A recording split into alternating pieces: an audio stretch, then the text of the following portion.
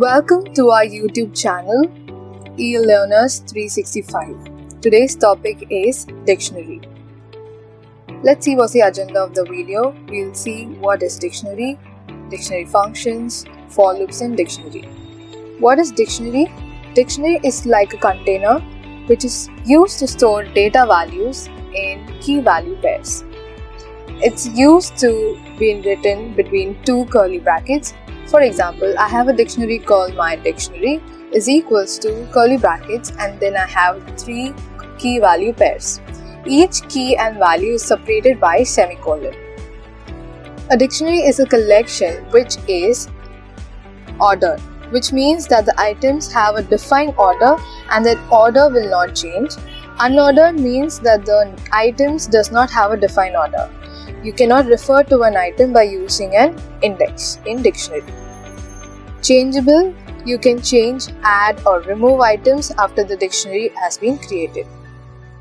Do not allow duplicates. Dictionaries cannot have two items with the same key, as we refer each item using key and not index number in dictionary. Let's see, we have an example, the same example of dictionary. Let's perform some functions on this dictionary. The first is keys. It returns a view object that displays a list of all the keys. So here the keys are brand, model and purchase year. So it will display all that keys. Next, to change value of key. For example, I have model here and model is EcoSport.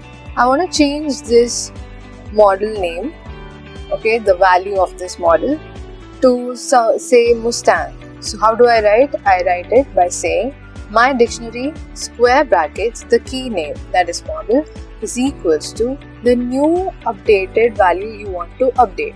So say Mustang is my new value. So when I print my dictionary, you can see model is being updated from EcoSport to Mustang. Next, values. It displays a list of all the values in a given dictionary.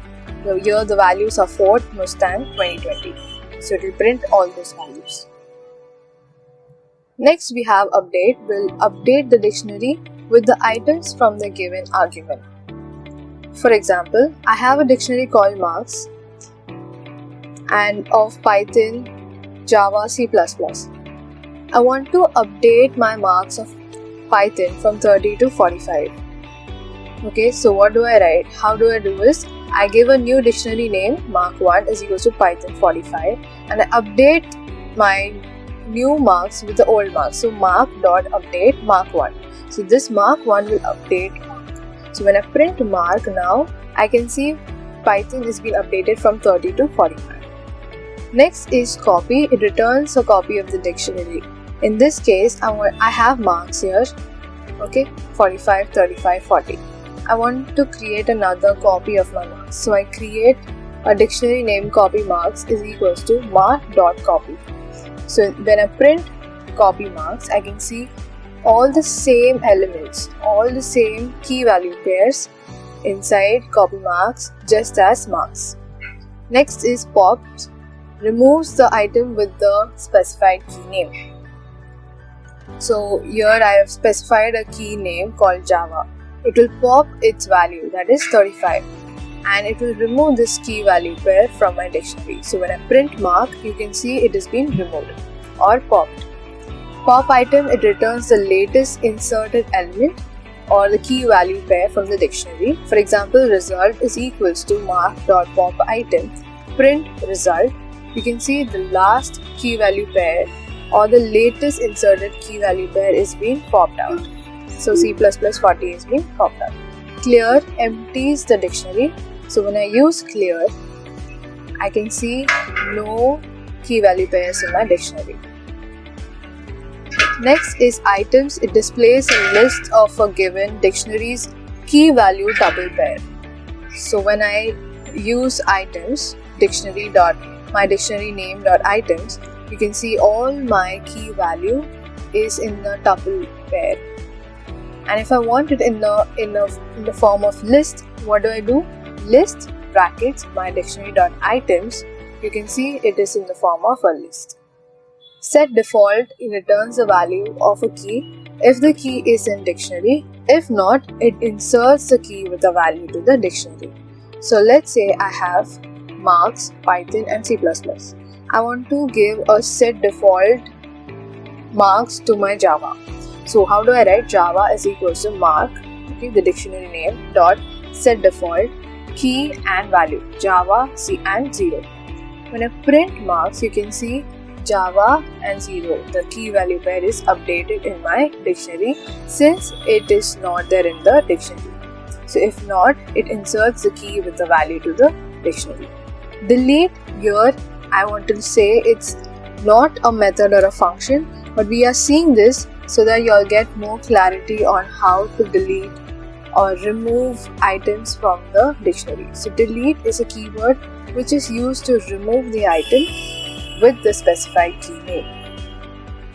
So when I write delete, mark, square brackets, the key name, say Java, you will see the Java key value pair is being removed. What is the difference between delete and pop? In pop, at a time it will delete only one value from the dictionary, but in delete, can delete a single value from the dictionary or even the whole dictionary at a time. For example, I have marks, Python 45 and C++ 40, and when I print I can see the whole dictionary. When I use delete mark without specifying any key name, and when I print you can see the whole dictionary being deleted. Mark is not defined. Fine, that's the difference between delete and pop. Let's see how to operate for loops in dictionary with the same dictionary example. To print dictionary keys using for loops, we have two methods. For loop using only my dictionary, and we have using function dot keys. So here we write for x in my dictionary, semicolon, print x. You can see my keys, brand and model being printed. Here I am using keys as function. So for x in my dictionary dot keys, semicolon, print x, again my keys are being printed. To print dictionary values using for loops, we have two methods here also. We have my dictionary and using functions. So here we write for x in my dictionary, semicolon, print brackets my dictionary, square brackets x. This way you can get the values of my dictionary. So Ford and Mustang is being printed. Here we are using functions. So for x in my dictionary dot values, semicolon, print x, Mustang and Ford is being printed. So I hope you all understood the basic concepts and basic operations that can be performed on dictionary. If you all have any queries or if you have any doubts, feel free to put it in the chat box or in the comment section below. We will get back to you. And if you like the video, like, share and subscribe to our channel. Thank you so much.